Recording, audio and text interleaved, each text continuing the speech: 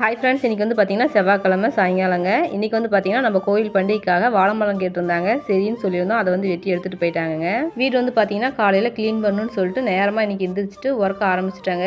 அதுக்கப்புறம் வீட்டு வேலை கொஞ்சம் கொஞ்சம் இருந்துச்சு. அதெல்லாம் முடிக்கிறதுக்கே ரொம்ப டைம் ஆகிடுச்சு. ஜெய்குட்டி ஸ்கூல் அனுப்பி விட்டுட்டு அதுக்கப்புறம் தாங்க இந்த க்ளீனிங் ஒர்க்லாம் முடித்தேன். வீட்டு வேலை முடிக்கவே ரொம்ப டைம் ஆகிடுச்சு. அதுக்கப்புறம் பார்த்தீங்கன்னா ப்ளவுஸ் வந்து கட் பண்ணலான்னு சொல்லிட்டு 2 கட் பண்ணி எடுத்து வச்சுருந்தேன் தைக்கணுன்னு. அதுலேயும் 2 தைச்சிட்டாங்க.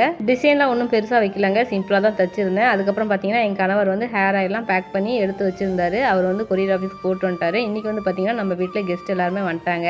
அதாவது எங்கள் வீட்டில் இருக்கவங்க எல்லாம் வந்துட்டாங்க. அம்மா, அக்கா ஃபேமிலி, அதுக்கப்புறம் மாமா ஃபேமிலி எல்லாம் வந்திருந்தாங்க. குழந்தைங்களாம் வந்து பார்த்தீங்கன்னா மேக்ஸிமம் சாப்பாடு சரியாக சாப்பிட மாட்டாங்க. ஆனால் அக்கா ஊட்டிட்டா அப்படின்னா எல்லாருமே சாப்பிட்டுக்குவாங்கங்க. அக்கா வந்து இதுக்கு முன்னாடி டீச்சராக ஒர்க் பண்ணிட்டு இருந்தாங்க. அதனால குழந்தைங்களை எப்படி ஹேண்டில் பண்ணணும்னு கரெக்டாக தெரிஞ்சுட்டு அதே மாதிரி ஹேண்டில் பண்ணுவாங்க.